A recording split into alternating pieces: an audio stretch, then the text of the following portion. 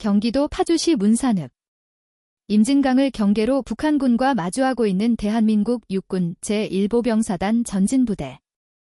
그 중에서도 최전방을 담당하는 제1연대 본부 건물에는 팽팽한 긴장감이 감돌고 있었다. 연대장실. 가족용 소파에 삐딱하게 앉은 최기석 중령은 입에 문 회중시계를 씹으며 천장을 노려보았다. 그는 대대장이었지만 전임 연대장이 전역한 후 약 한 달간 연대장 직무.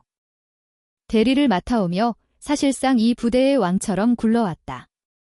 대대장님, 위병소에서 연락이 왔습니다. 신임 연대장 차량이 도착했습니다. 작전과장이 조심스럽게 문을 열고 들어왔다. 최기석은 고개조차 돌리지 않은 채 코웃음을 쳤다. 도착했으면 들어오겠지? 뭘 호들갑이야? 그게 위병소 통과 절차가 지연되고 있다고 합니다.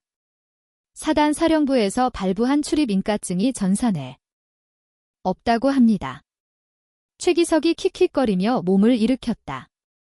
그의 눈빛에는 악의적인 즐거움이 서려 있었다.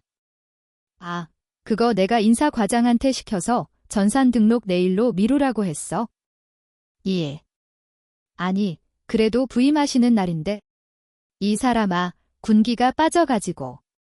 707 출신이라며 특수부대에서 헬기 타고 낙하산 타고 다니던 양반이니 위병소 앞에서 좀 기다리는 인내심 정도는? 테스트해봐야지. 안 그래?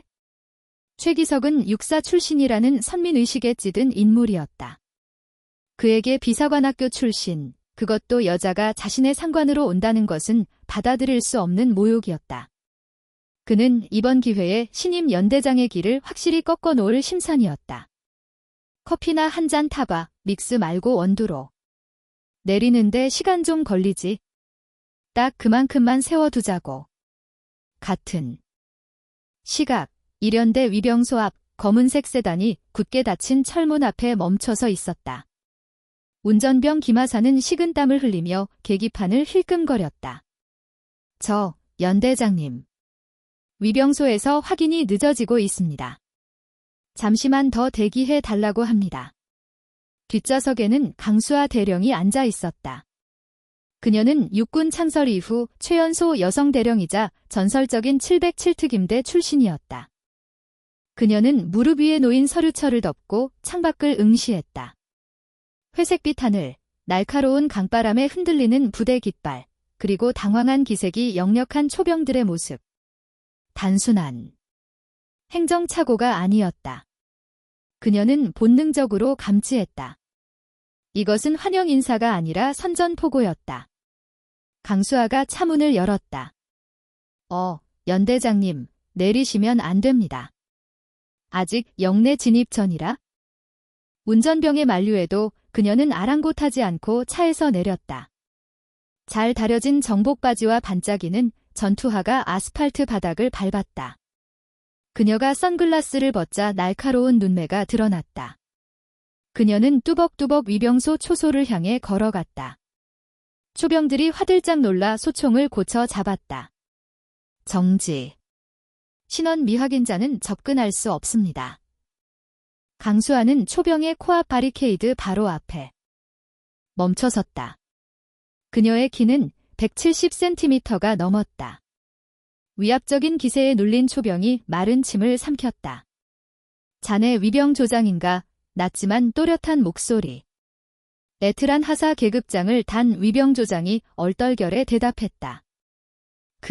그렇습니다. 하사 박민수입니다. 박하사, 위병 수칙 제3조가 뭐지? 예. 묻는 말에 대답해.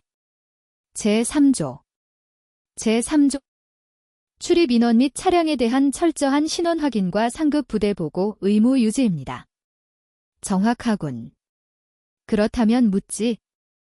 1사단 예하 연대장이 부임한다는 공문은 이미 일주일 전에 내려왔을 텐데 신원 확인이 안 된다는 건 행정병의 직무유기인가 아니면 지휘관의 명령 불복종인가. 박하사의 눈동자가 심하게 흔들렸다. 그는 본능적으로 이 상황이 윗선의 지시라는 것을 알고 있었다. 하지만 눈앞의 이 여자, 강수아 대령의 기백은 대대장 최기석과는 차원이 달랐다. 수학이요. 예. 아, 안 됩니다.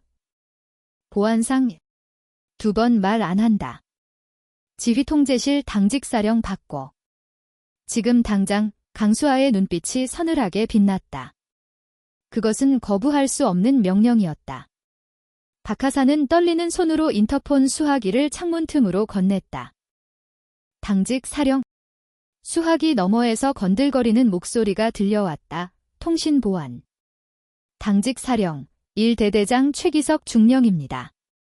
누구십니까? 알면서 묻는 목소리.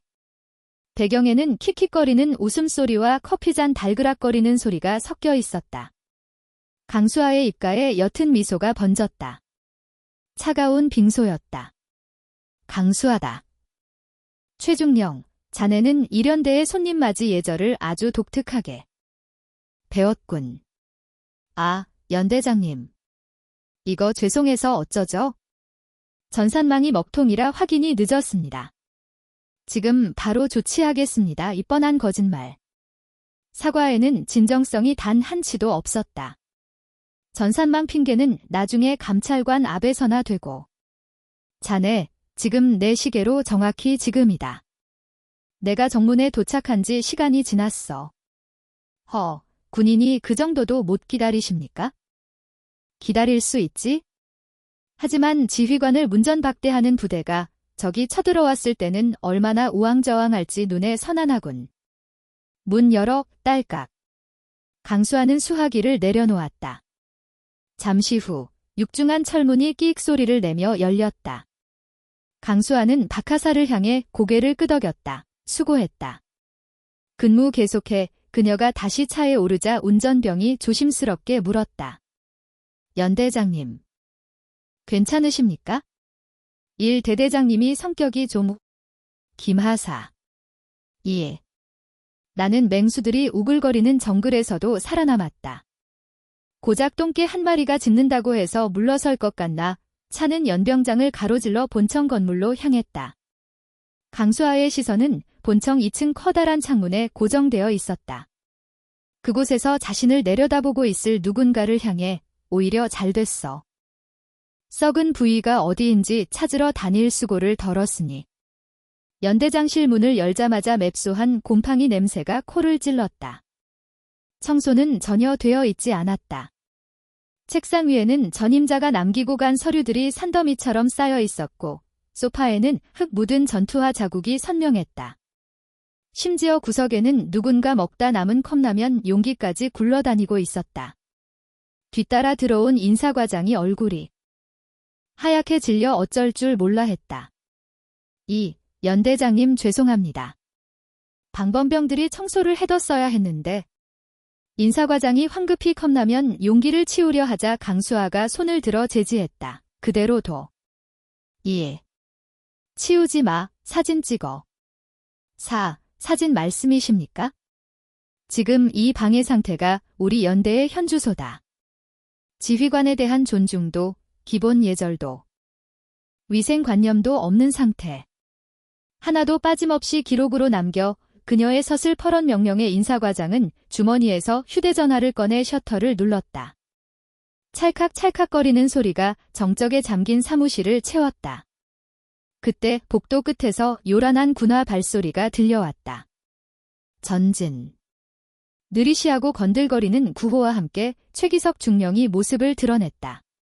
그는 짐짓 놀란 척하며 지저분한 사무실을 휘휘 둘러보았다.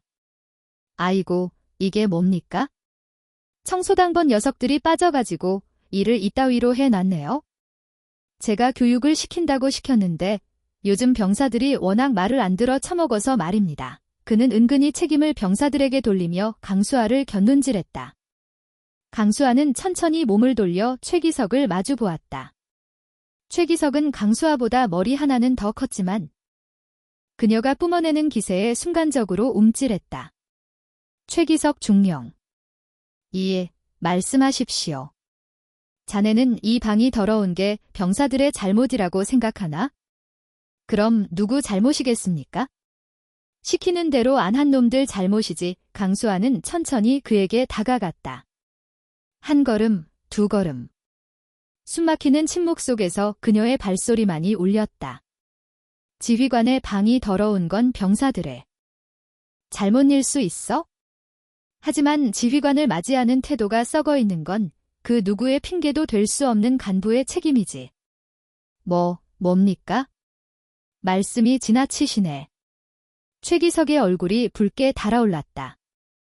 위병소 통과 지연, 엉망인 사무실, 그리고 자네의 그 불량한 복장 상태까지. 이것들이 우연이라고 생각하나 강수아는 최기석의 비뚤어진 명찰을 손끝으로 톡 건드렸다. 내 눈에는 보이는데 자네가 나한테 보내는 유치한 시위가. 허참, 대령님. 707에서는 독심술도 가르칩니까? 오해십니다. 오해, 최기석은 뻔뻔하게 웃어넘기려 했지만 강수아의 눈빛은 웃고 있지 않았다. 오해인지 아닌지는 두고 보면 알겠지? 하지만 하나만 경고하지. 강수아는 책상 위에 쌓인 서류 더미를 가리켰다. 나는 내 부대에서 쓰레기는 뭔지 한 톨 용납하지 않아. 그게 청소든 사람이든. 앞으로 재미있겠어.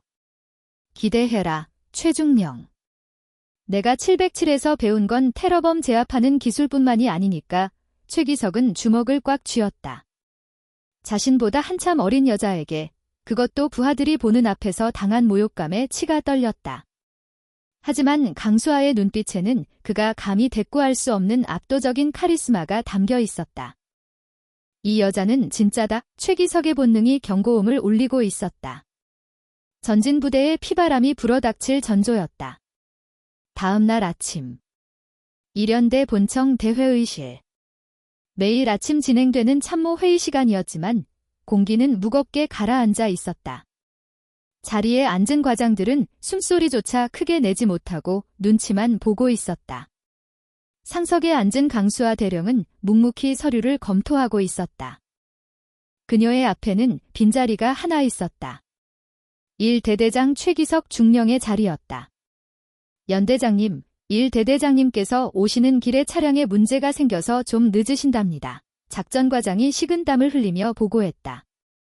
강수아는 고개도 들지 않고 대답했다. 영내 관사에서 본청까지 차로 5분 거리다. 차가 퍼졌으면 뛰어서라도 왔어야지. 군인의 기본은 시간 엄수다. 죄송합니다. 곧 도착하실 겁니다. 기다린다. 전원대기 서슬퍼런 한마디에 회의실은 다시 침묵에 잠겼다. 시간이 지나서야 문이 쾅 열리며 최기석이 들어왔다. 아이고, 늦어서 죄송합니다. 차 시동이 안 걸려서 말입니다. 그는 미안한 기색은커녕 느긋하게 걸어와 의자에 털썩 주저앉았다. 전투복 상의 단추는 하나가 풀려 있었고 입에서는 은은한 담배 냄새가 났다. 강수아는 서류철을 덮고 두 손을 깍지냈다. 최중령, 다리 내려. 최기석이 꼬고 있던 다리를 풀며 피식 웃었다. 대령님, 너무 빡빡하게 구시네. 여기 전방입니다. 언제 북한군이 밀고 내려올지 모르는 실전 부대라고요. 후방이나 특수부대처럼 각 잡고 폼 잡을 시간 없습니다. 융통성 있게 가시죠. 융통성 있게. 그는 특수부대라는 단어에 비아냥을 가득 담았다. 융통성이라. 좋아. 그럼 그 융통성이라는 걸 한번 확인해 볼까? 강수아는 군수과장을 바라보았다.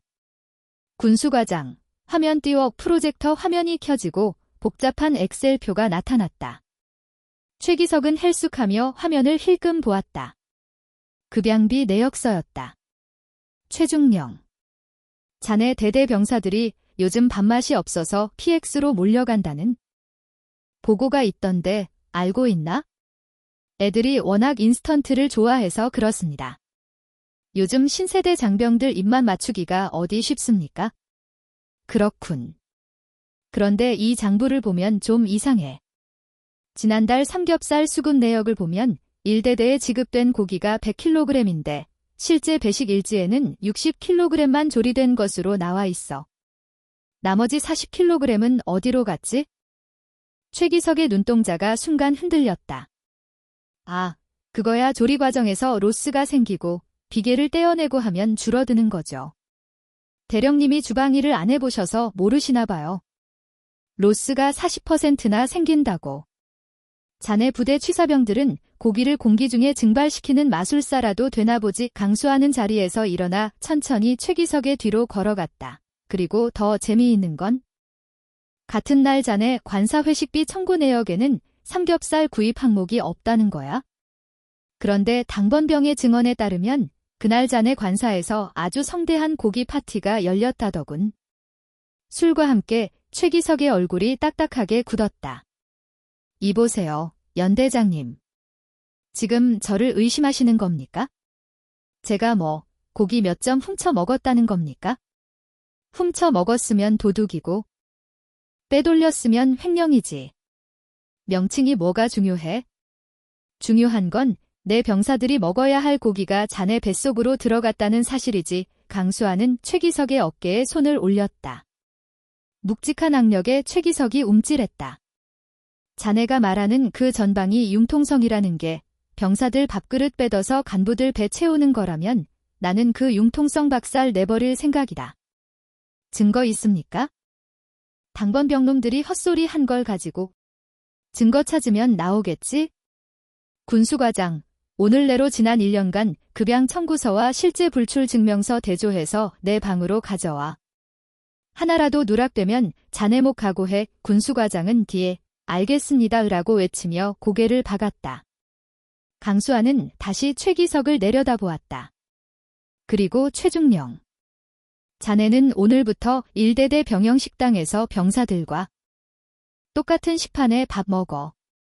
메뉴가 어떻게 나오는지, 양은 충분한지 직접 확인해 보라는 뜻이다.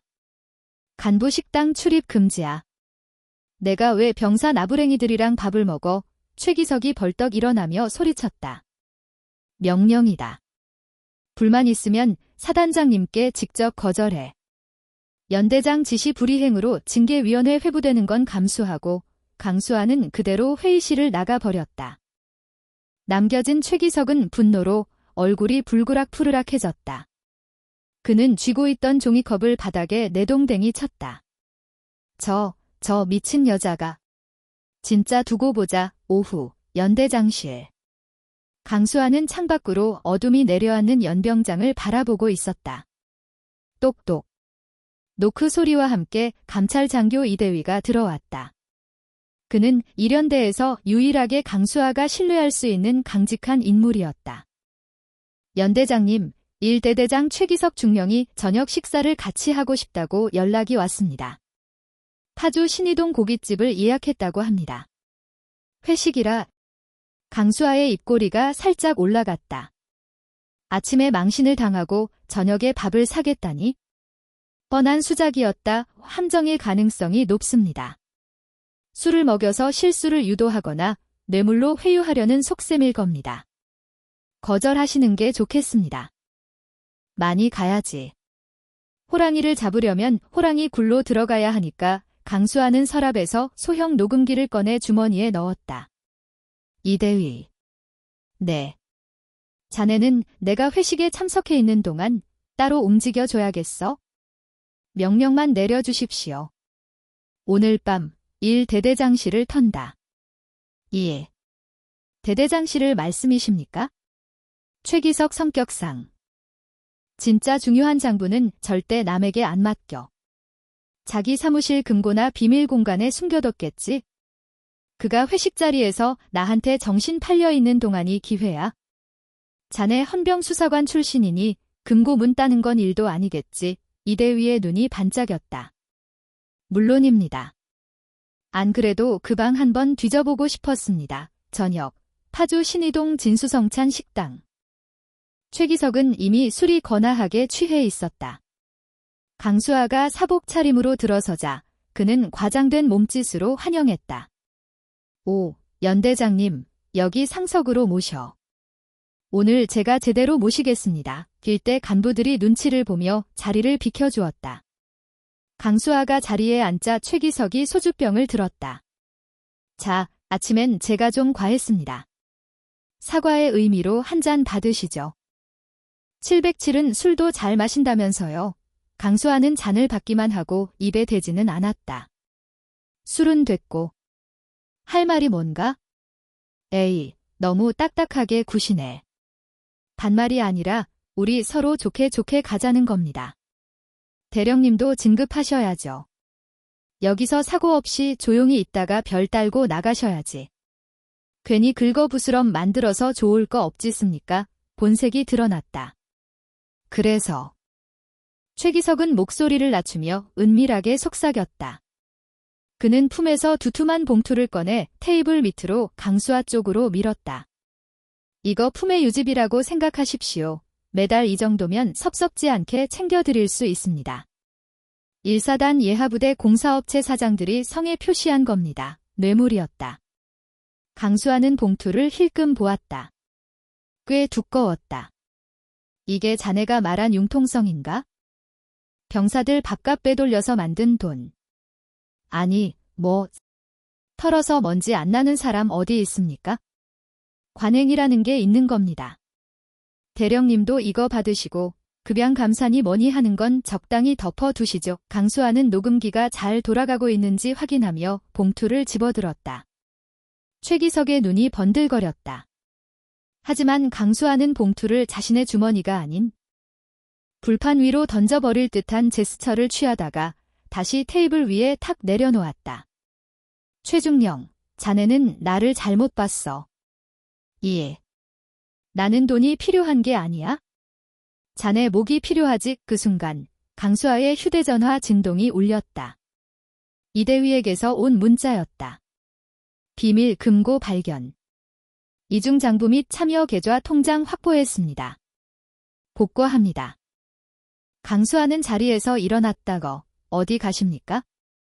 아직 얘기 안 끝났는데 강수아는 싸늘한 눈으로 최기석을 내려다보았다. 얘기는 끝났어. 자네가 방금 자백했잖아. 뇌물수수, 횡령, 그리고 상관 매수 시도까지. 뭐라고요? 당신 지금 녹음했어. 최기석의 얼굴이 사색이 되었다. 내일 아침 조회, 병력 집합시켜. 자네의 그 더러운 관행이 어떻게 박살나는지 내 병사들 앞에서 똑똑히 보여줄 테니까. 강수아는 뒤도 돌아보지 않고 식당을 나갔다. 최기석은 망연자실한 표정으로 주저앉았다. 자신의 파멸이 시작되었다는 것을 그는 그제야 깨달았다. 새벽. 일연대 1대대장실. 이게 어떻게 된 거야? 최기석 중령의 입술이 파르르 떨렸다. 술 기운은 식은땀과 함께 이미 증발해 버린 지 오래였다. 그는 바닥에 주저앉은 채 텅 비어있는 붙박이장 안쪽의 비밀 금고를 멍하니 바라보고 있었다. 그곳은 오직 그의 성역이었다. 지난 2년간 부대 운영비를 횡령한 내역이 적힌 이중장부, 군납업자들에게 받은 뇌물을 관리하던 천명의 계좌 통장, 그리고 상급부대 간부들에게 보낸 상납 내역이 적힌 수첩까지. 그의 군생활. 아니, 그의 인생을 송두리째 날려버릴 수 있는 판도라의 상자가 사라진 것이다. 누구야? 어떤 새끼가. 사무실 문은 잠겨 있었고 창문도 다 닫혀 있었다. 침입 흔적이라고는 찾아볼 수 없을 만큼 깔끔했다. 전문적인 기술을 가진 자의 소행이었다. 순간 저녁 회식 자리에서 강수아가 보여주었던 서늘한 미소가 뇌리를 스쳤다. 얘기는 끝났어. 자네가 방금 자백했잖아. 설마 그 여자가. 최기석은 부들부들 떨리는 손으로 휴대전화를 꺼냈다. 단축번호 1번. 사단 사령부 인사참모 박영진 중령이었다. 그의 육군사관학교 동기이자 그동안 자신의 뒤를 봐주던 든든한 뒷배였다. 신호음이 길게 이어졌다. 뚜루루. 뚜루루. 여보세요? 얘야, 박영진. 지금 시간이 몇 시인데 전화를? 영진아, 큰일 났다. 나 좀 살려줘. 최기석은 비명을 지르듯 소리쳤다. 수화기 너머에서 잠이 확 깬 듯한 목소리가 들려왔다. 무슨 일이야? 목소리가 왜 그래? 장부가 사라졌어. 내가 모아둔 비자금 내역이랑 너한테. 아니, 위로 보낸 후원금 내역까지 싹 다 없어졌다고. 얘야, 이 미친 새끼야. 그걸 간수를 어떻게 했길래 잃어버려? 그 신임 연대장년이? 아니, 강수아 대령이 훔쳐간 것 같아. 오늘 회식하자고 불러내더니 그 사이에 사람을 보낸 게 분명해. 영진아, 내가 사단장님께 말 좀 잘해줘. 이 여자 707 출신이라 위험해. 감찰 쪽에 찌르면 우리 다 죽는다고. 수학이 넘어 무거운 침묵이 흘렀다. 최기석은 초조함에 손톱을 물어뜯었다. 잠시 후 박영진의 차가운 목소리가 들려왔다. 기석아, 말해봐. 방법이 있는 거지. 너 증거 있어? 무슨 증거? 연대장이 내 금고를 털었다는 증거 말이야. 폐쇄회로 화면이라도 있냐고? 아니, 내 사무실 안에는 카메라가 없잖아. 하지만 정황상 그 여자가 분명해. 봐, 이 멍청한 자식. 증거도 없이 연대장을 절도범 몰이겠다고? 그리고 내 이름은 왜 들먹여? 나까지 죽일 셈이야? 야, 우리가 남이냐? 내가 그동안 너 챙겨준 게 얼마인데? 이번만 막아주면 내가 평생 은혜 갚을게. 끊어. 그리고 당분간 연락하지 마. 이 똥물 튀기지 말고 알아서 해결해. 내 이름 한 글자라도 나오면 그땐 내가 너 죽인다. 뚝 매정한 기계음과 함께 전화가 끊겼다. 최기석은 망연자실한 표정으로 휴대전화를 바닥에 떨어뜨렸다. 믿었던 동기마저 등을 돌렸다. 철저한 고립무원이었다. 공포는 곧 광기로 변했다. 그는 책상 위에 있는 명패를 집어던져 유리를 박살냈다. 으악. 강수아. 죽여버릴 거야. 그는 씩씩거리며 인터폰을 잡았다. 당직 사관을 호출했다. 당직 사관. 지금 당장 중대장들 전부 집합시켜. 자고 있어도 깨워서 데려와. 5분 내로 내 방으로 튀어오라고 해. 잠시 후 부스스한 얼굴의 중대장 4명이 대대장실로 뛰어들어왔다. 그들은 바닥에 널브러진 유리 조각과 눈에 핏발이 선 최기석을 보고 얼어붙었다. 부르셨습니까, 대대장님? 너들 오늘 밤에 내 사무실 근처 얼쩡거린 새끼 못 봤어? 누구라도 좋으니까 수상한 놈 못 봤냐고. 최기석이 고래고래 소리를 질렀다. 1중대장이 조심스럽게 입을 열었다. 못 봤습니다. 저희는 퇴근 후에 숙소에 있었고 당직 근무자들도 별다른 보고는? 이런 밥벌레 같은 새끼들. 눈을 어디다 달고 다니는 거야. 최기석은 1중대장의 멱살을 잡고 흔들었다. 이성을 잃은 맹수 같았다. 너 지금 당장 행정반 내려가서 지난 1년간 휴가 대장 싹 다 가져와. 그리고 군수 장교 불러서 급양수불부 다시 작성하라고 해. 숫자 하나라도 틀리면 다 영창 보낼 줄 알아. 네. 대대장님, 지금 새벽입니다.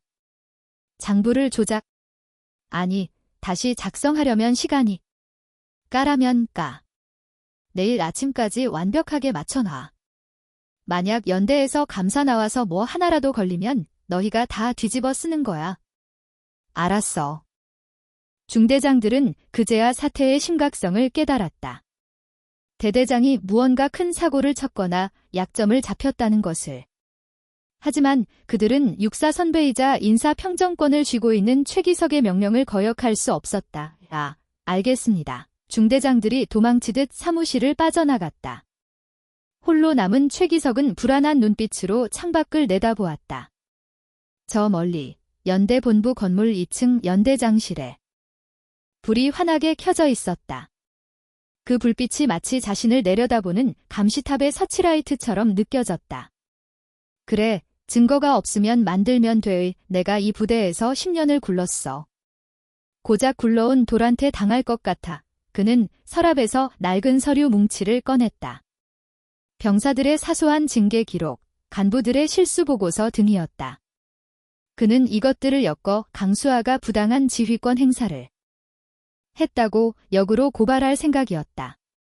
그것이 제 무덤을 더 깊게 파는 짓인 줄도 모르고. 같은 시각 연대장실. 강수아는 이대위가 가져온 장부들을 한 장 한 장 넘겨보고 있었다. 그녀의 표정은 차분하다 못해 건조했다. 예상보다 더 지저분하군. 이대위가 분노를 억누르며 보고했다. 그렇습니다. 식자재 납품 업체로부터 매달 300만 원씩 리베이트를 받은. 기록, 부대 시설 보수 공사비 2천만 원을 빼돌려 자신의 유흥비로 쓴 기록.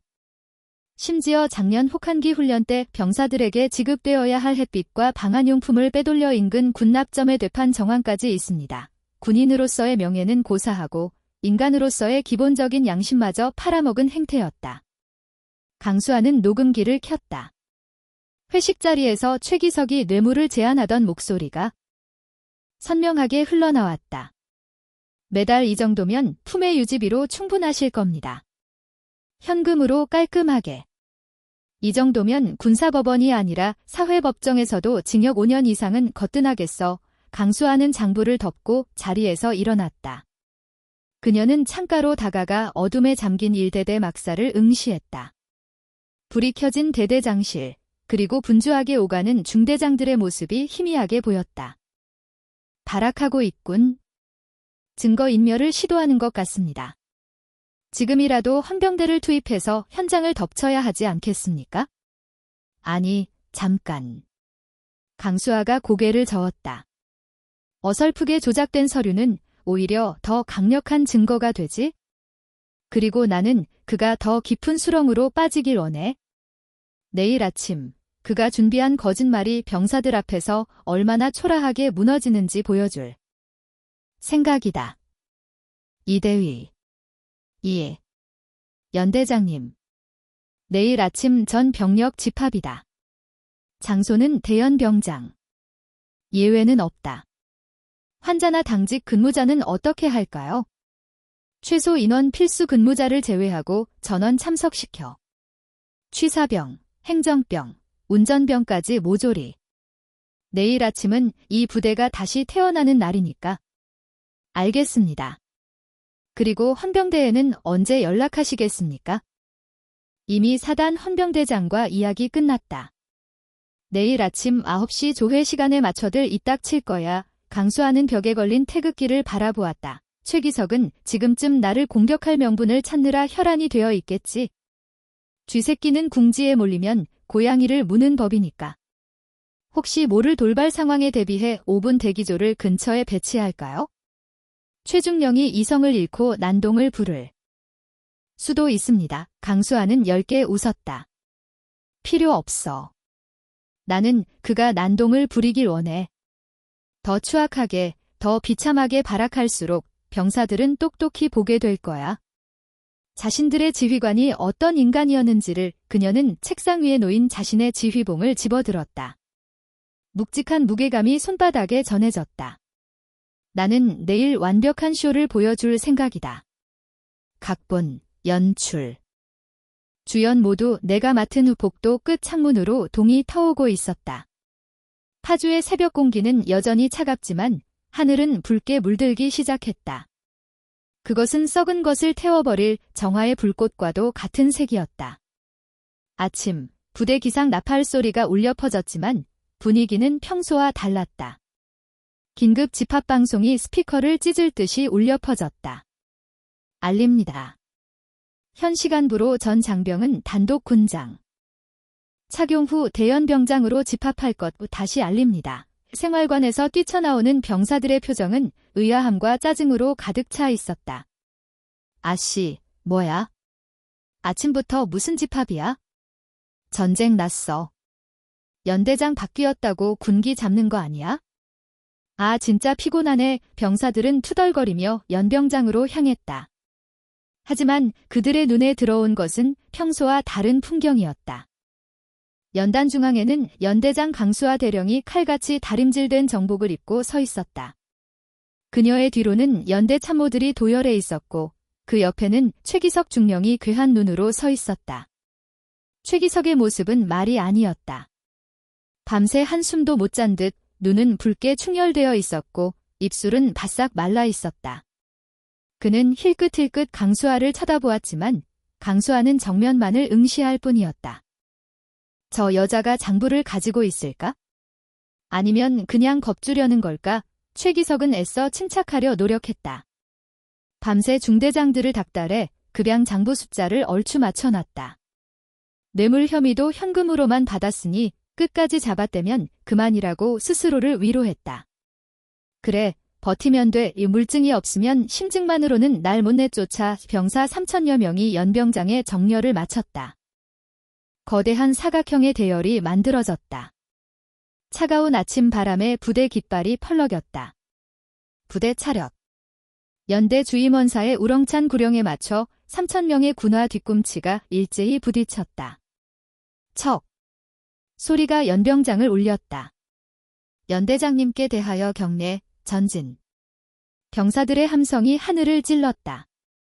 강수아는 천천히 거수 경례로 답했다. 바로 그녀의 목소리는 마이크를 타고 연병장 구석구석으로 퍼져나갔다. 낮지만 명료한 그리고 힘있는 목소리였다.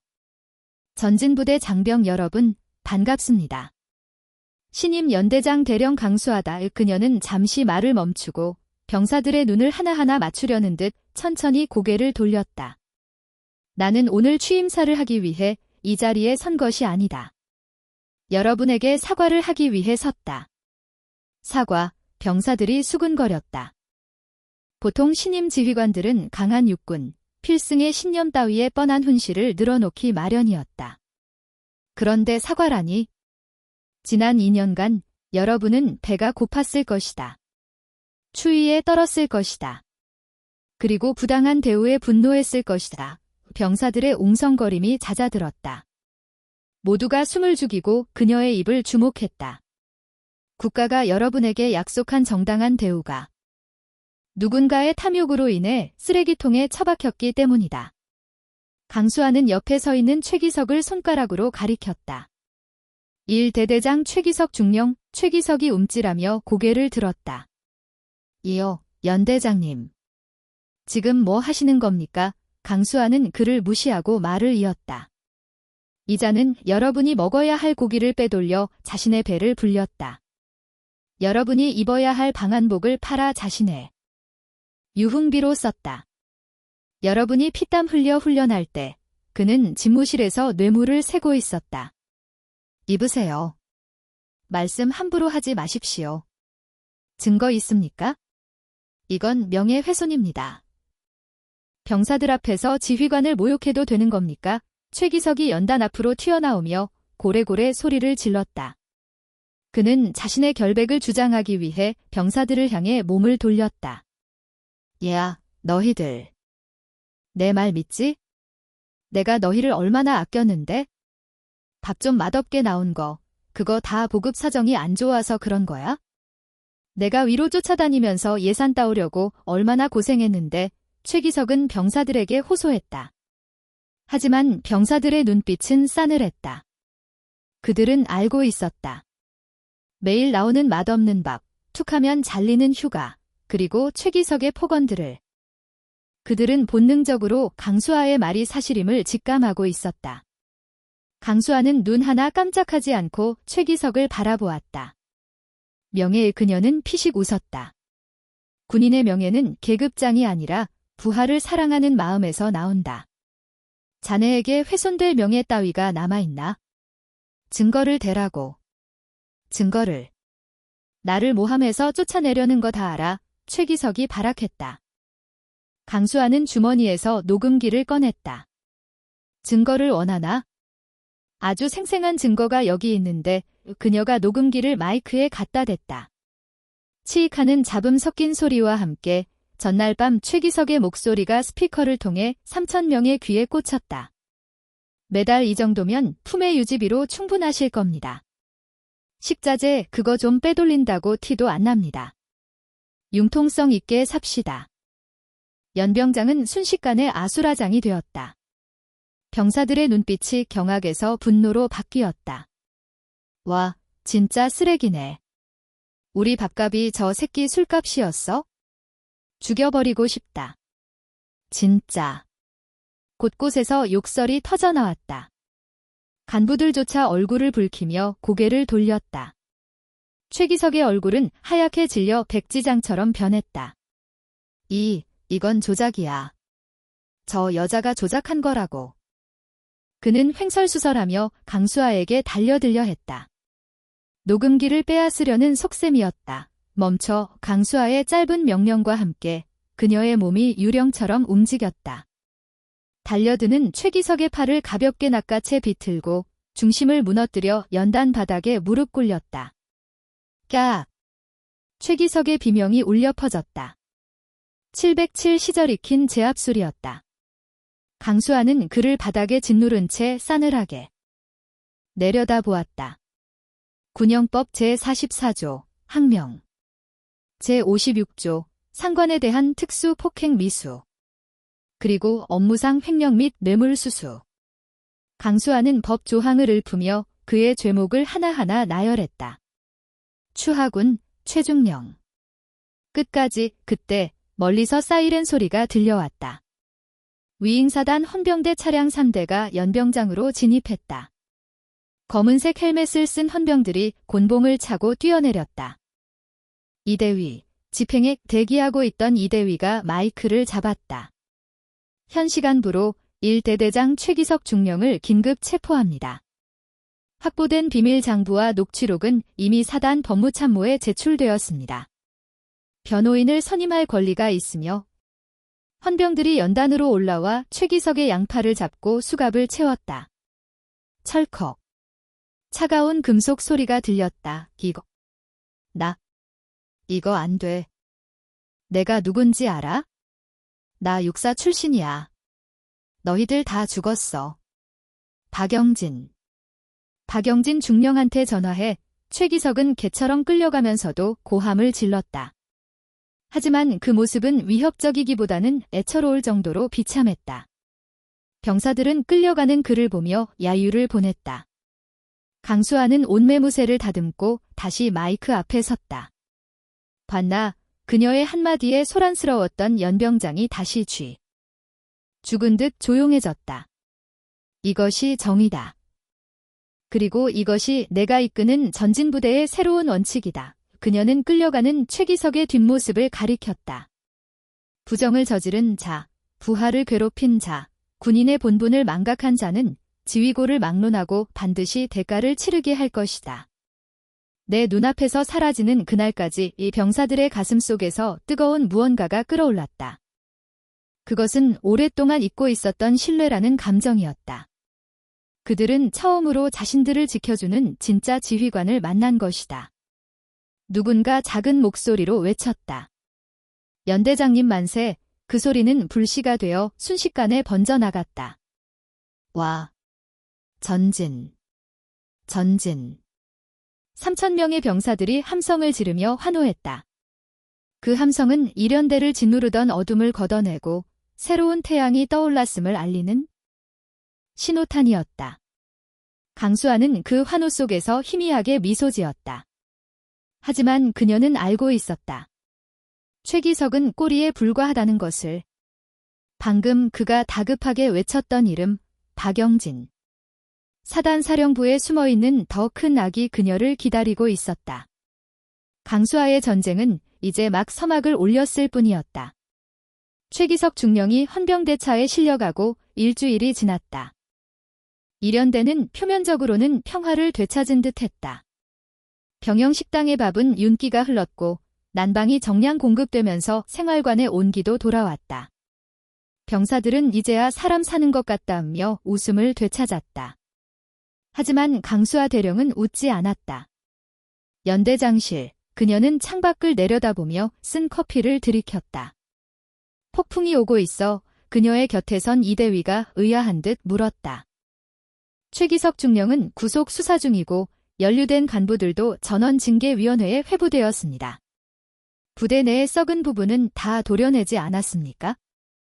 최기석은 꼬리에 불과해. 꼬리가 잘려나가는 고통을 느꼈으니 이제 몸통이 움직일 차례지. 강수아의 예상은 빗나가지 않았다. 같은 시각 제1보병사단 사령부 본청. 인사참모 사무실. 자식. 감히 내 밥줄을 끊어. 인사참모 박영진 중령은 이를 갈다. 그는 최기석의 육군사관학교 동기이자 그동안 최기석이 상납한 뇌물을 받아 챙기며 뒤를 봐주던 1사단 내의 실세였다. 최기석이 구속되면서 매달 들어오던 품의 유지비가 끊긴 것은 물론이고 자칫하면 불똥이 자신에게 튈 수도 있는 상황이었다. 다행히 최기석은 아직 박영진의 이름을 부르지 않았다. 자신이 배신하면 밖에서 손을 써줄 사람이 없다는 걸 알기 때문이었다. 강수아. 707 출신이라 이거지. 현장에서는 날고 기었을지 몰라도 행정과 정치가 지배하는 사단에서는 다를 거다. 박영진은 수화기를 들었다. 감찰참모님, 저입니다. 이번에 일연대 말입니다. 지휘관 교체기에 기강이 많이 해이해졌다는 첩보가 있어서요. 사단 차원에서 특별 불시 군기 강화 검열을 나가는 게 좋겠습니다. 아주 털어서 본보기를 보여줘야죠. 그의 입가에 비열한 미소가 번졌다. 그것은 규정이라는 이름의 칼을 휘둘러 상대를 난도질하겠다는 선전포고였다. 다음 날 오후 평화롭던 일연대 위병소에 비상이 걸렸다. 사단 마크를 단 검은색 승합차 2대가 예고 없이 들이닥친 것이다. 사단 감찰부 특별 검열단입니다. 문 열어십시오. 차에서 내린 소령 하나가 초병에게 고함을 질렀다. 어디, 감찰관이 왔는데 시간을 끌어? 당장 문 안 열어? 너 이름 뭐야? 저게 뭔? 막무가내였다. 문이 열리자마자 검열 단원 10여 명이 우르르 쏟아져 들어왔다. 그들은 마치 점령군처럼 연대 본부를 향해 직행했다. 연대장실. 강수아는 보고를 받고 천천히 자리에서 일어났다. 오셨군. 문이 거칠게 열리며 박영진 중령이 들어왔다. 그의 뒤로 감찰관들이 병풍처럼 늘어섰다. 박영진은 거만한 태도로 강수아에게 경례도 없이 악수를 청했다. 반갑습니다. 강대령님. 사단 인사참모 박영진 중령입니다. 감찰참모님을 대신해서 검열 단장으로 왔습니다. 계급은 강수아가 위였지만 사단 참모라는 직책을 내세워 은근히 하대하는 태도였다. 강수아는 그가 내민 손을 잡지 않고 싸늘하게 응시했다. 경례. 예. 상급자를 봤으면 경례부터 하는 게 군인의 기본 예절일 텐데 사단에서는 그렇게 안 가르치나. 박영진의 얼굴이 붉게 달아올랐다. 부하들 앞에서 망신을 당한 것이다. 그는 억지로 손을 거두고 건성으로 손을 올렸다. 전진. 목소리가 작군. 다시. 전진. 바로. 불시 검열이라. 공문도 없이 예고도 없이? 무슨 급한 일이라도 있나 보지. 박영진은 이를 악물며 대답했다. 최기석 중령 사건으로 일연대의 기강회의가 심각하다는 우려가 있었습니다. 그래서 부대 운영 전반을 점검하고 문제점이 발견되면 즉시 시정 조치하러 왔습니다. 말이 좋아 점검이지. 꼬투리를 잡겠다는 심산이었다. 좋아. 협조하지. 하지만 명심해. 내 부하들을 부당하게 건드리면 나도 가만히 있지는 않아. 하하. 걱정 마십시오. 저희는 오로지 규정대로만 할 테니까요. 박영진은 비릿한 웃음을 남기고 밖으로 나갔다. 곧이어 지옥이 시작되었다. 검열단은 3인 1조로 나뉘어 부대 곳곳을 들쑤셨다. 그들은 먼지 하나, 글자 하나까지 트집을 잡으며 병사들과 간부들을 괴롭혔다. 생활관에서는 관물대 검사가 진행되었다. 얘야, 너 관물대 가기 이게 뭐야? 그리고 전투화에 흙 묻은 거 봐라. 당장 엎드려. 행정반에서는 서류 검사가 이어졌다. 이봐, 작전과장. 작전계획서 폰트 크기가 규정에 안 맞잖아. 12포인트로 하라고 했는데 왜 11포인트야? 이거 다 다시 해. 오늘 밤 세워서라도 다 고쳐놔. 심지어 취사장 위생검사까지 트집을 잡았다. 식칼 소독 상태가 불량하다. 도마에 물기가 남아있다. 영양사, 당신 직무유기야? 경질이야. 누가 봐도 명백한 보복성 검열이었다. 부대원들의 표정은 점점 어두워졌고 곳곳에서 한숨과 분노 섞인 목소리가 터져나왔다. 박영진은 그 모습을 보며 희열을 느꼈다. 그래. 괴롭지. 이게 다 너희 연대장이 나댄 탓이야.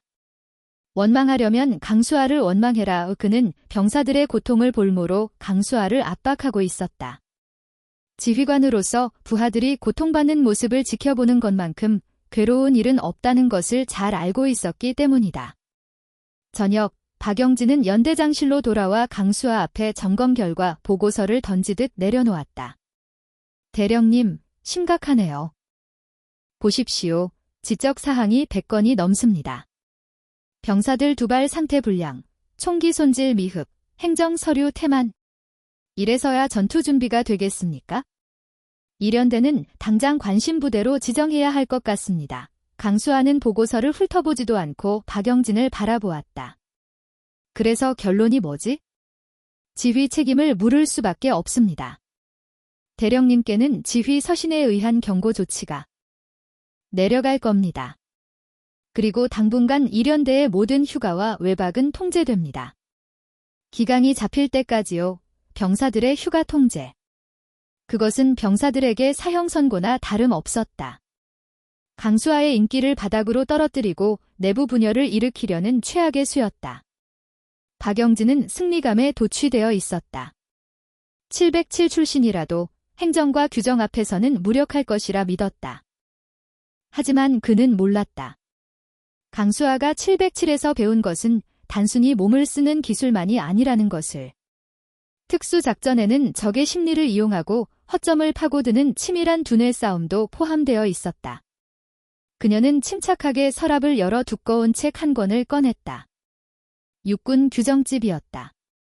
박중영, 자네가 방금 말한 그 규정이라는 거 한번 제대로 따져볼까? 강수아의 눈빛이 매섭게 빛났다. 반격의 시작이었다. 강수아는 책상 위에 육군 규정집을 펼쳤다. 차르륵, 종이 넘어가는 소리가 팽팽한 정적을 갈랐다.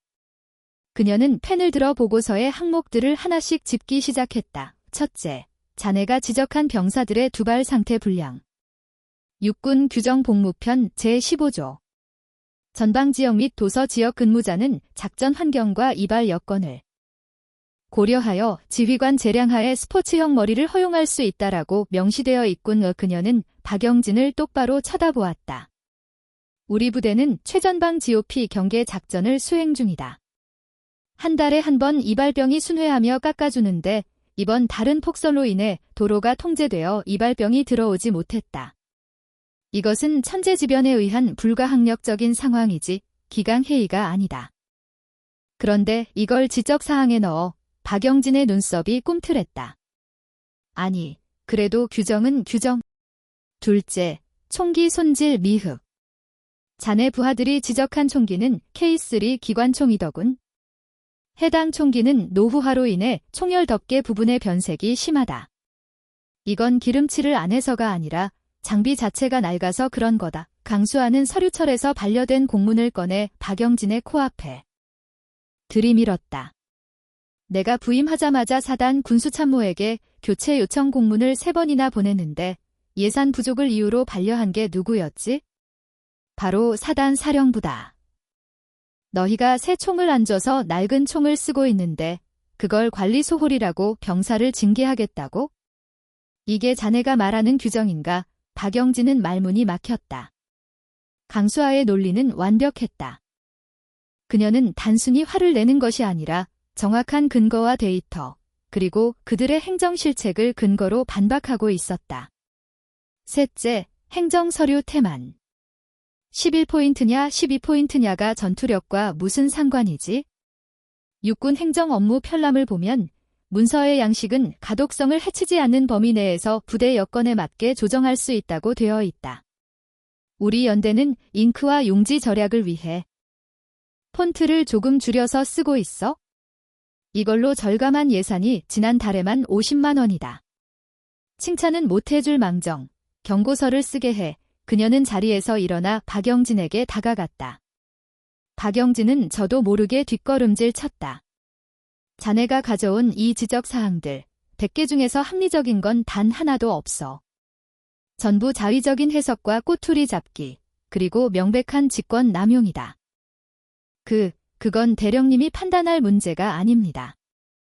감찰권은 사단장님의 고유 권한이고 감찰권 좋지. 그럼 나도 내 권한을 써볼까?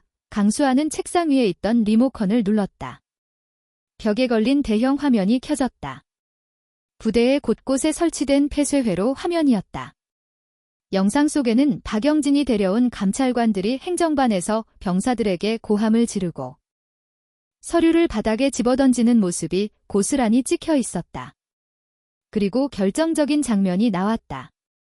한 소령급 감찰관이 병사의 관물대를 뒤지다가 개인 물품인 가족사진 액자를 바닥에 떨어뜨려 깨뜨렸다. 그는 미안해하기는커녕 발로 액자 파편을 툭 차버리고는 병사에게 짓밟으며 쏘아붙였다. 화면을 보던 박영진의 동공이 지진이라도 난 듯 흔들렸다. 육군 규정 인권보호편. 상급자는 하급자의 인격을 존중해야 하며 정당한 사유 없이 폭언, 모욕, 가혹 행위를 하여서는 안 된다. 강수아의 목소리는 낮았지만 그 어떤 고함보다 무섭게 사무실을 울렸다. 이건 검열이 아니다. 행패지. 내 부대에서 내 새끼들을 건드린 대가가 얼마나 혹독한지 알고 싶나? 이건 오해입니다. 교육 차원에서 좀 강하게 하다 보니? 오해라고. 이 영상을 국방부 민원실과 인권센터에 보내면 어떻게 판단할까? 사단 감찰단, 전방부대에서 난동.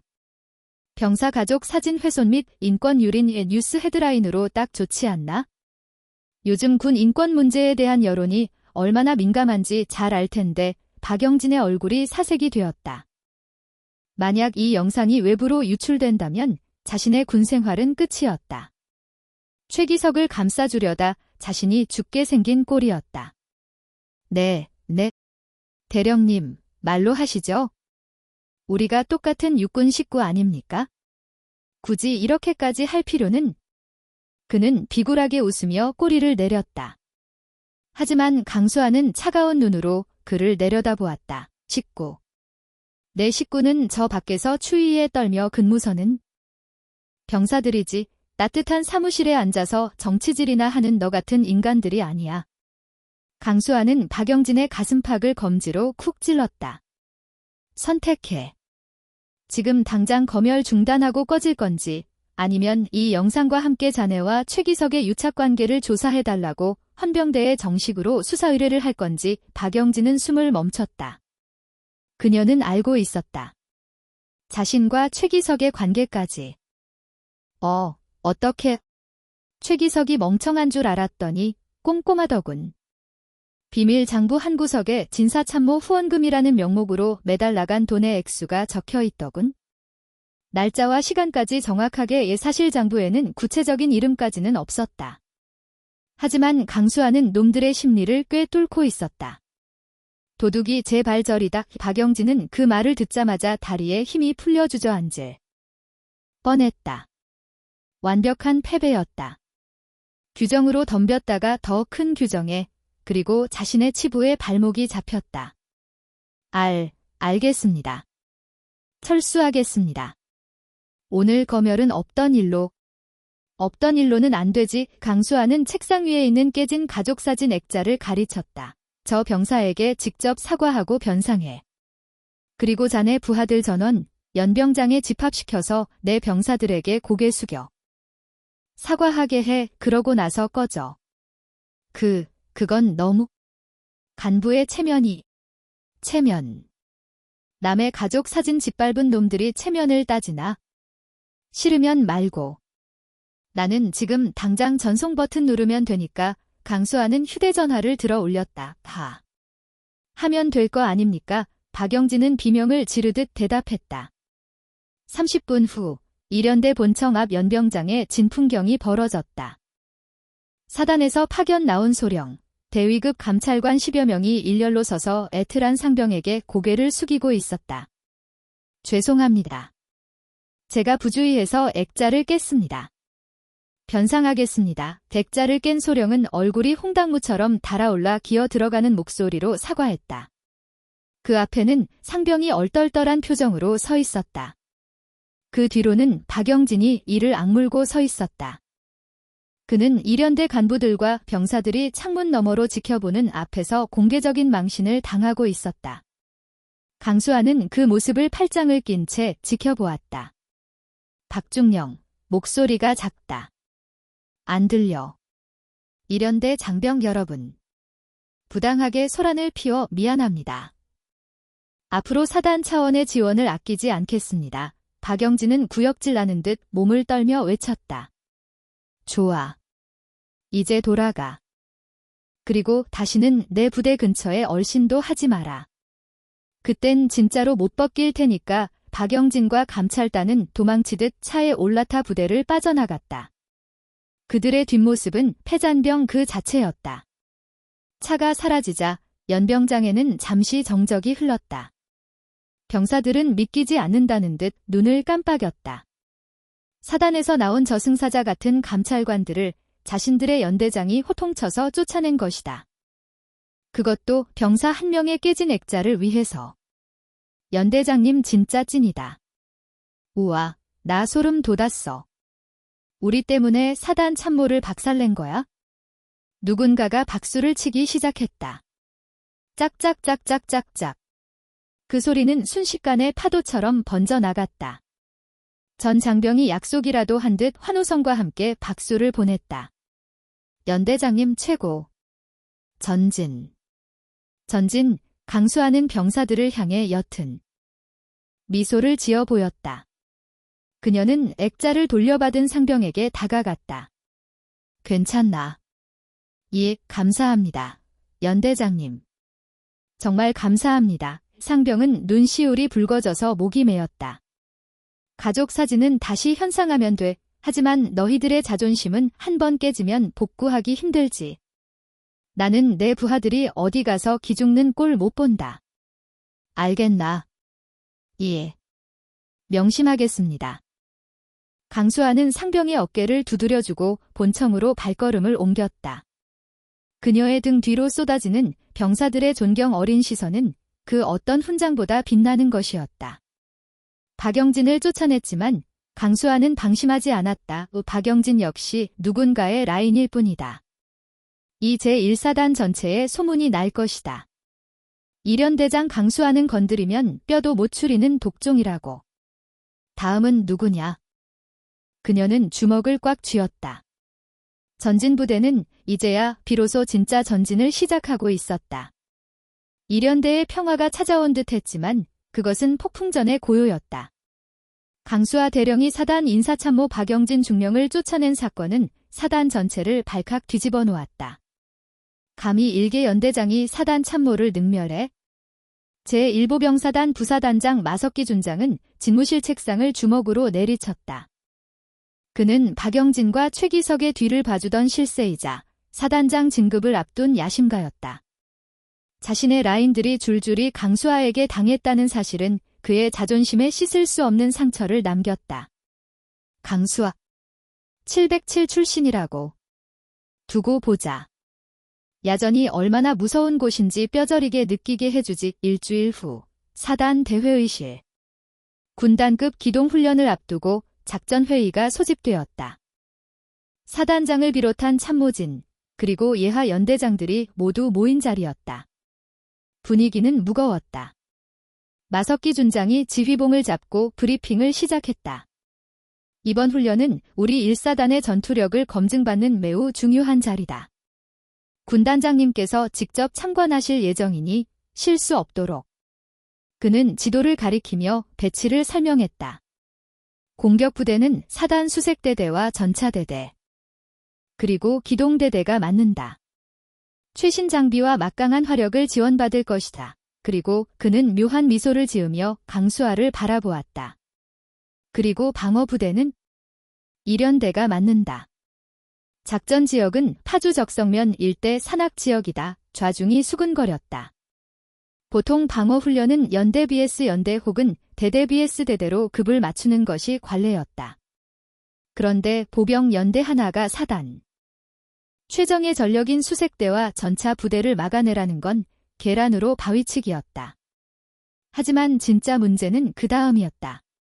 단, 이련대에는 가상 전장 상황을 부여한다.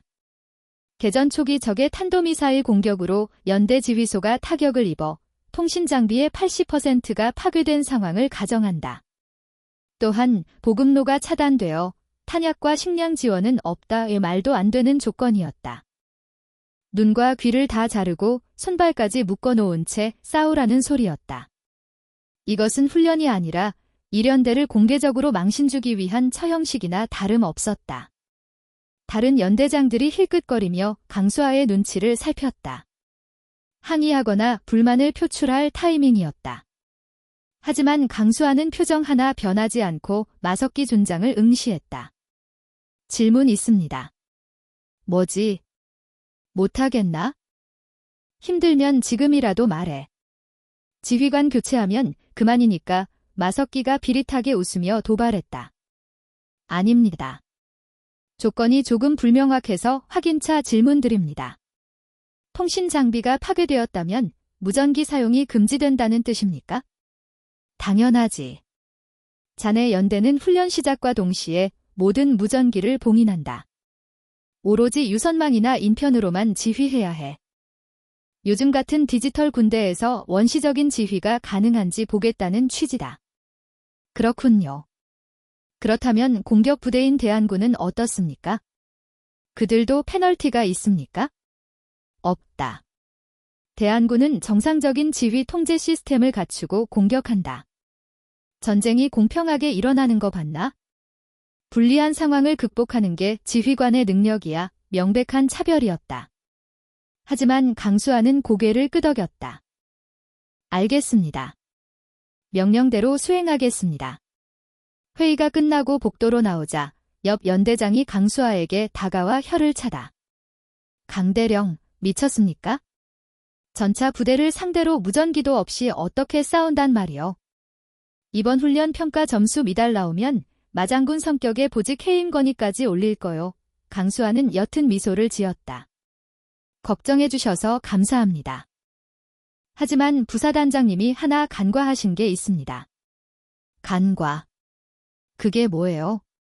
무전기가 없으면 적도 우리를 감청할 수 없다는 사실이죠. 강수하의 눈빛이 차갑게 빛났다. 쥐를 잡으려고 더들러 왔는데 그 덫에 걸리는 게 과연 쥐일지 아니면 더들러 온 사냥꾼일지는 두고 봐야 알겠지요. 연대로 복귀한 강수하는 즉시 작전회의를 소집했다. 참모들의 표정은 침통했다. 통신 두절, 보급 차단, 거기에 전차 부대를 동반한 최정예 공격 부대. 워게임 시뮬레이션을 돌려봐도 일연대의 전멸은 시간 문제였다. 연대장님, 이건 전술적으로 불가능합니다. 산악 지형에서 대대 간 거리가 수 km인데 무전 없이 어떻게 유기적인 방어를 합니까? 각계 격파당할 게 뻔합니다. 작전과장이 머리를 감싸 쥐었다. 강수하는 지휘봉으로 작전 지도를 가리켰다. 자네들 야전 교범 통신 보안편 읽어봤나? 예. 갑자기 교범은 왜? 거기에 뭐라고 적혀있지? 최상의 통신 보안은 침묵이다. 라고 되어 있다. 강수하는 지도 위에 붉은 선을 그었다. 적은 최첨단 장비로 무장하고 있다. 그들은 우리가 무전기를 쓰지 못해 우왕좌왕할 거라고 생각하고 방심하겠지. 그리고 자신들의 화력을 믿고 도로를 따라 빠르게 진격해 올 거다. 그게 놈들의 약점이다. 약점이라니요. 교범을 무시한 자만심 강수하는 참모들을 둘러보았다. 우리는 이번 훈련에서 무전기를 쓰지 않는다. 대신 일연대만에 작속된 신호를 쓴다. 각 대대에서 발빠르고 지형에 익숙한 병사들을 선발해 인간 전력망을 구축해. 그리고 사전에 약속된 신호 연기와 깃발, 그리고 거울 반사 신호를 이용한다. 연기. 거울이요. 조선시대 봉수대도 아니고. 적이 예상하지 못한 방법이 가장 위협적인 법이다. 그리고 우리는 방어하지 않는다. 방어 임무인데 방어를 안 하다뇨. 참호에 처박혀서 전차 폭격을 기다리는 건 자살행위다. 놈들이 원하는 그림대로 놀아줄 생각 없어. 강수하의 지휘봉이 지도상의 예상 교전 구역이 아닌 적의 예상 진격으로 양옆의 산능선을 가리켰다. 매복이다. 전 병력은 주요 거점을 비우고 산속으로 숨는다. 그리고 놈들이 빈 진지를 보고 방심해서 깊숙이 들어왔을 때 교범에 있는 그대로 가장 기본적이고 원칙적인 방법으로 놈들의 목을 조른다. 보여주자고. 최첨단 장비보다 무서운 게 원칙을 지키는 군인이라는 것을 훈련 당일 새벽. 파주 감산 일대. 체감 온도는 영하 15도. 살을 애는 듯한 추위 속에서 훈련 개시를 알리는 신호탄이 터졌다. 훈련 개시. 현 시간부로 일연대 통신망 두절. 적 기갑부대 진격 시작. 통제관의 확성기 소리와 함께 대한군의 전차들이 굉음을 울리며 도로를 타고 밀고 들어왔다. 그 뒤를 기계화 보병들의 장갑차가 따랐다. 대한군 지휘소. 공격 부대장은 여유만만했다. 일연대 통신 상태는 완전 침묵입니다. 무전 감청 결과 아무런 신호도 잡히지 않습니다. 아마 지휘 체계가 붕괴되어 혼란에 빠진 것 같습니다. 하하, 꼴 좋군. 강수아 대령, 707 출신이라더니 별거 없네. 전차 중대, 속도 올려. 단숨에 연대 본부까지 밀어버린다. 대한군은 거칠 것이 없었다. 그들은 일연대의 1차 방어선을 향해 돌격했다. 하지만 뭐야? 아무도 없잖아. 선봉 전차 중대장이 당황하며 멈춰섰다. 1차 방어선인 참호와 진지는 텅 비어 있었다. 싸운 흔적도 도망친 흔적도 없었다. 마치 처음부터 아무도 없었던 것처럼 고요했다. 여기는 선봉. 적 병력이 안 보입니다. 도주한 것 같습니다. 도주. 겁먹고 산으로 튀었나 보군. 무시하고 계속 진격해. 본부만 점령하면 끝이다. 대한군은 빈 진지를 지나쳐 계속해서 깊숙이 들어왔다. 그들은 자신들이 일연대가 파놓은 거대한 덫, 살상지대의 한복판으로 들어오고 있다는 사실을 꿈에도 몰랐다. 그 시각, 강수아는 산중턱의 바위 뒤에 엎드려 있었다. 그녀는 완벽한 위장으로 숲과 하나가 되어 있었다. 모험군. 수색 정찰도 없이 전차를 도로에 들이밀다니 그녀의 곁에는 전령병사가 숨을 죽이고 대기하고 있었다. 강수아는 손가락을 들어 올렸다. 저 멀리 반대편 산봉우리에서 햇빛을 받은 작은 거울빛이 반짝였다. 미리 약속된 신호였다. 적주력 부대, 살상지대 진입 완료. 지금이다. 강수아는 전령에게 고개를 끄덕였다. 전령이 붉은 깃발을 힘차게 흔들었다. 그러자 산 전체가 살아 움직이기 시작했다. 쾅, 쾅, 쾅. 도로 양옆의 숲속에서 일연대 공병들이 미리 설치해둔 교보용 폭발통과 연막탄이 동시다발적으로 터졌다. 전차의 시야가 하얀 연기에 완전히 가려졌다. 적이다. 매복이다. 어디야? 안 보여. 대한군은 패닉에 빠졌다. 그때 산비탈에서 일연대 병사들이 굴러내려온 거대한 통나무와 바위들이 도로를 막아섰다. 전차들은 앞뒤가 막혀 오도 가도 못하는 신세가 되었다. 이것은 화려한 특수작전이 아니었다. 야전 교범에 나오는 장애물 설치 및 매복 공격의 가장 기본적인 정석이었다. 하지만 최첨단 장비만 믿고 기본을 무시한 대한군에게는 재앙이었다. 사격 개시, 숲속에 매복해 있던 일연대 병사들이 일제히 사격을 시작했다. 대한군 보병들의 몸에 부착된 마일즈 감지기에서 사망을 알리는 경고음이 요란하게 울려 퍼졌다. 연기 속에 갇힌 전차들은 보병의 엄호를 받지 못해 무용지물이 되었다. 시야가 차단된 전차는 그저 덩치 큰 관짝일 뿐이었다. 일연대 대전차 공격조는 교범대로 움직였다. 그들은 전차의 사각지대인 후방과 측면으로 신속하게 기동했다. 3번 전차, 파괴. 4번 전차, 파괴. 통제관들이 뛰어다니며 판정을 내렸다. 이게 말이 돼?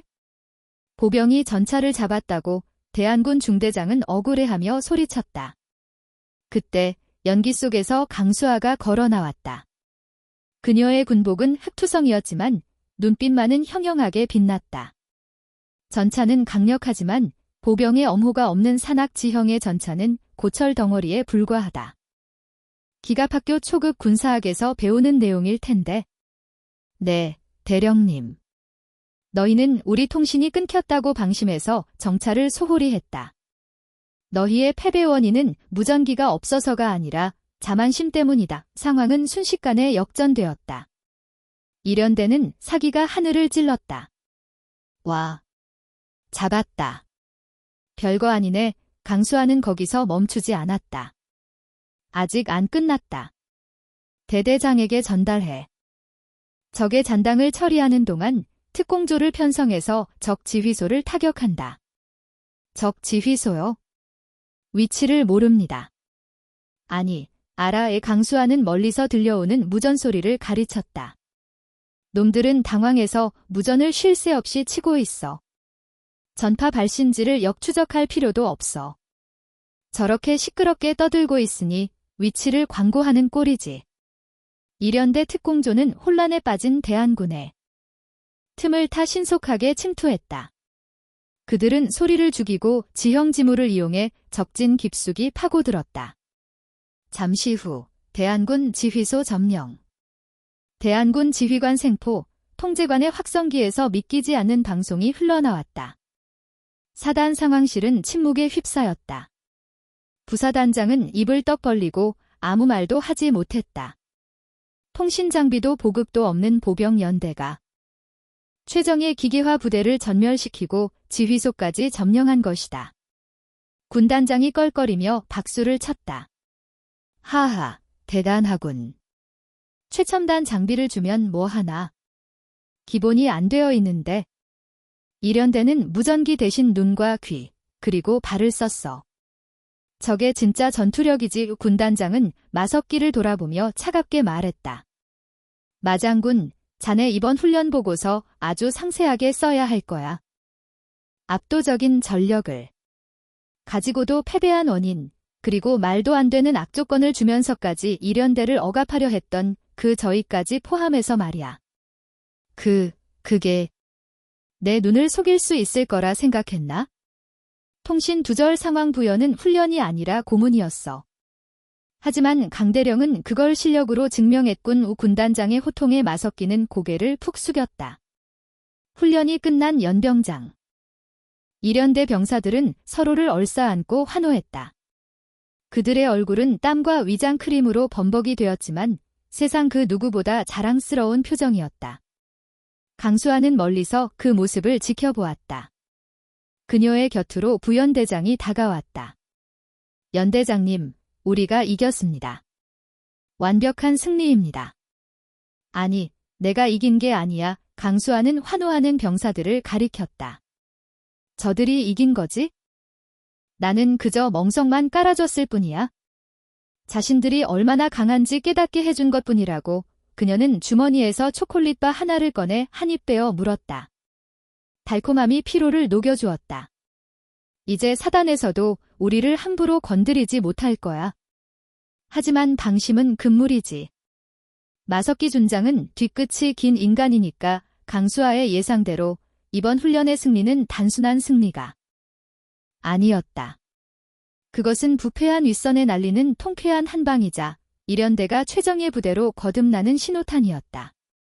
그리고 강수아라는 이름은 이제 전군에 건드리면 뼈도 못 추리는 독종으로 각인되기 시작했다.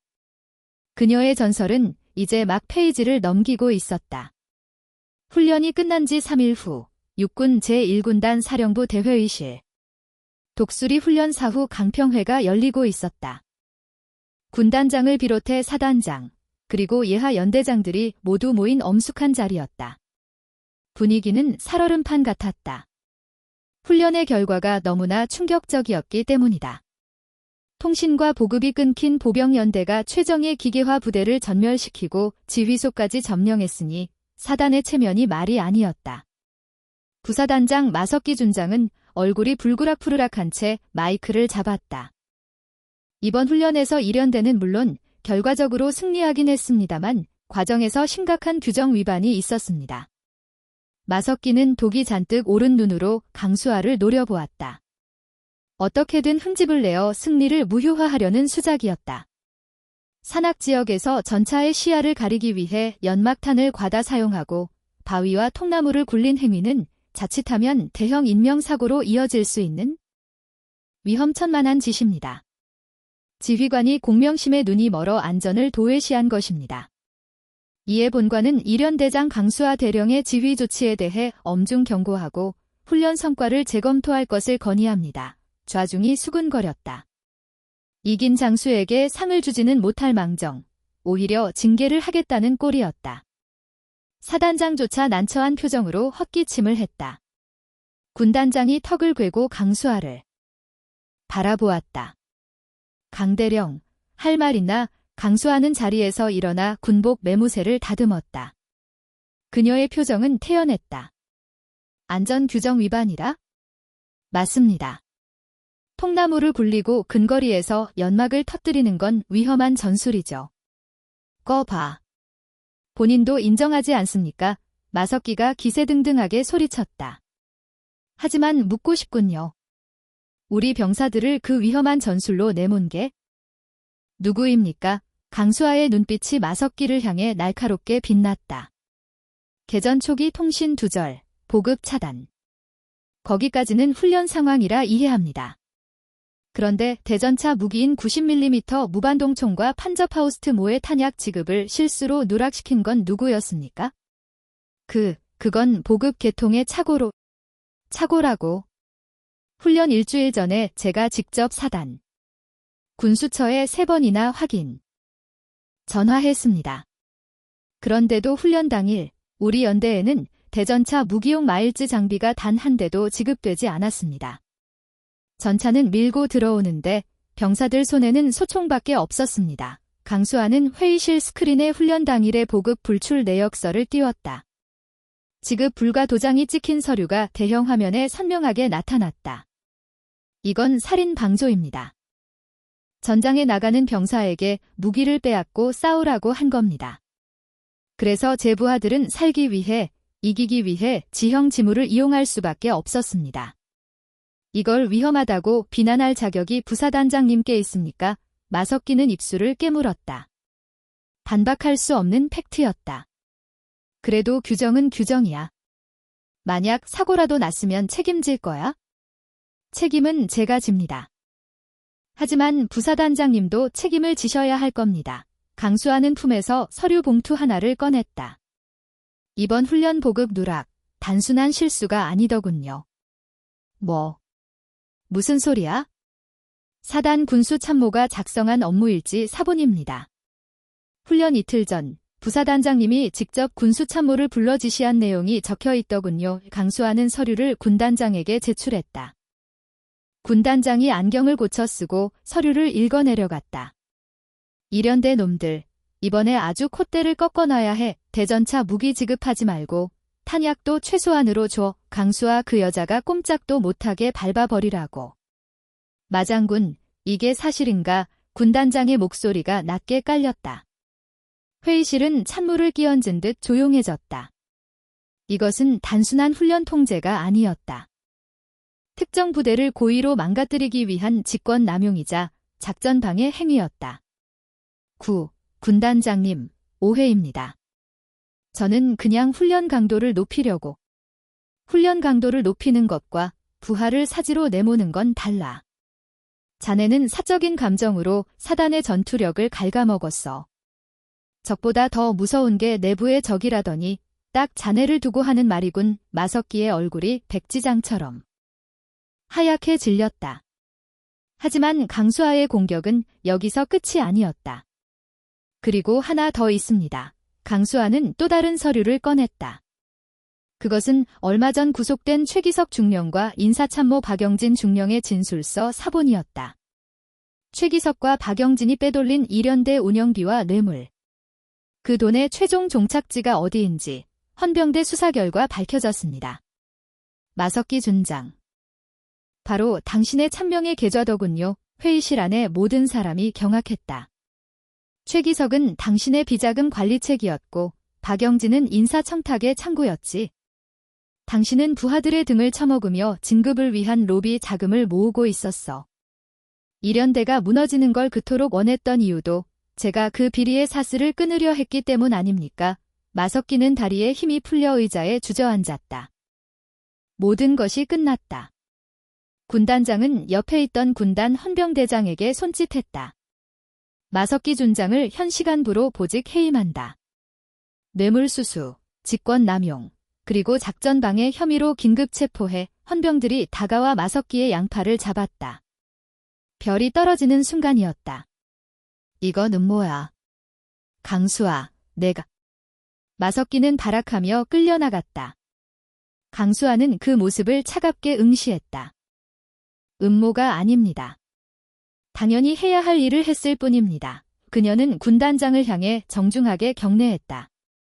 군인은 국가와 국민을 위해 싸워야지 자신의 위세를 위해 부하를 희생시켜서는 안 됩니다.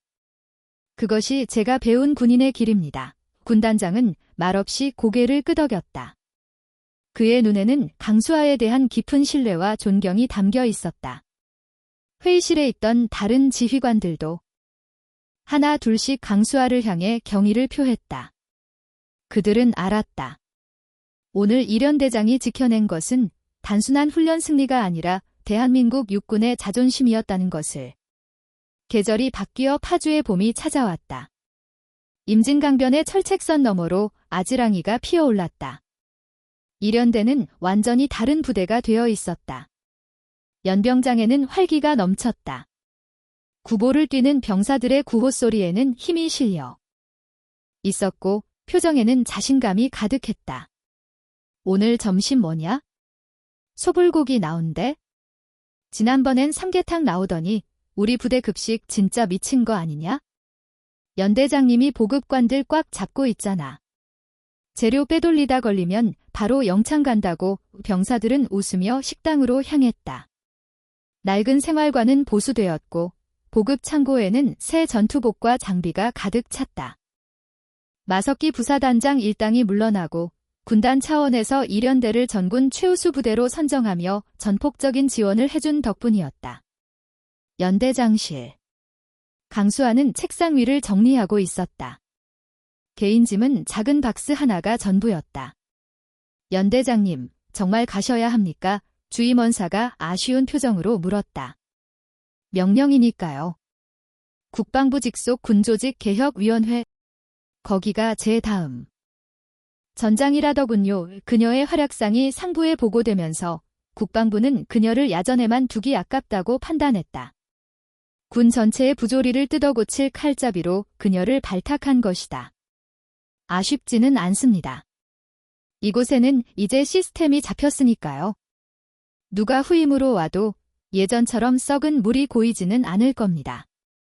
강수아는 벽에 걸린 액자를 바라보았다. 지난번 훈련이 끝난 후 흑투성이가 된 병사들과 함께 찍은 단체 사진이었다. 사진 속의 그녀는 군 생활 중 처음으로 활짝 웃고 있었다. 주임원사님. 연대장님. 병사들 잘 부탁합니다. 박 굶기지 말고 아픈 곳 없는지 잘 살펴주세요. 그게 간부가 할 일의 전부입니다. 명심하겠습니다. 대령님, 덕분에 저도 군생활 30년 만에 진짜 군인이 뭔지 다시 배웠습니다. 주임원사가 눈시울을 붉히며 경례했다. 강수아가 본청 건물을 나서자 깜짝 놀랄 만한 광경이 펼쳐졌다.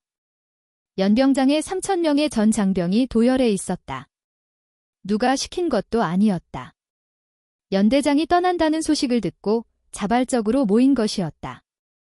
부대, 차렷, 부연대장의 구령이 울렸다. 떠나시는 연대장님께 대하여 경례, 전진. 3,000명의 목소리가 파주의 하늘을 뒤흔들었다. 그 소리는 의례적인 구호가 아니었다. 진심과 존경이 담긴 가슴 뜨거운 함성이었다. 강수아는 잠시 멈칫했다.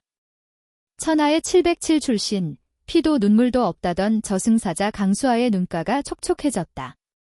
그녀는 연단에 오르지 않았다. 대신 병사들 한가운데로 걸어 들어갔다. 고맙다. 그녀는 맨 앞줄에 서 있는 박민수 하사의 손을 잡았다. 부임 첫날 위병소에서 그녀를 막아섰던 그 병사였다. 그는 이제 듬직한 하사가 되어 있었다. 자네가 원칙을 지켜준 덕분에 내가 정신 차리고 일할 수 있었다. 원칙을 지키는 병사가 있는 부대는 절대 무너지지 않아. 고맙다. 감사합니다. 대령님. 건강하십시오. 박하사가 닭똥 같은 눈물을 뚝뚝 흘렸다. 다른 병사들도 코를 훌쩍였다. 강수아는 병사들의 대열을 통과하며 위병소를 향해 걸어갔다.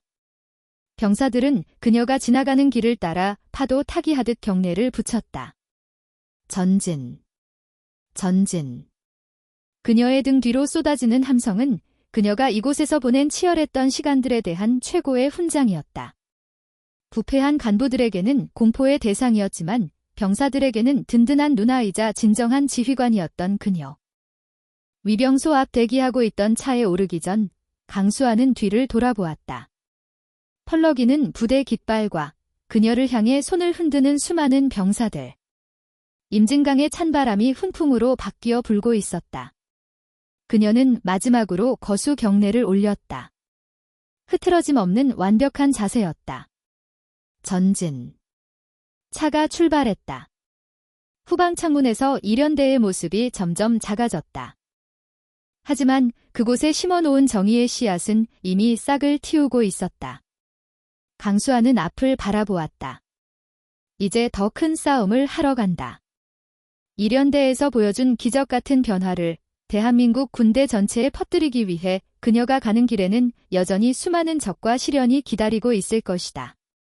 하지만 두렵지 않았다. 그녀는 혼자가 아니었다. 그녀가 지켜낸 원칙과 신념. 그리고 그녀를 믿어준 병사들의 마음이 언제나 함께할 테니까. 차가운 이성과 뜨거운 가슴을 가진 군인 강수아.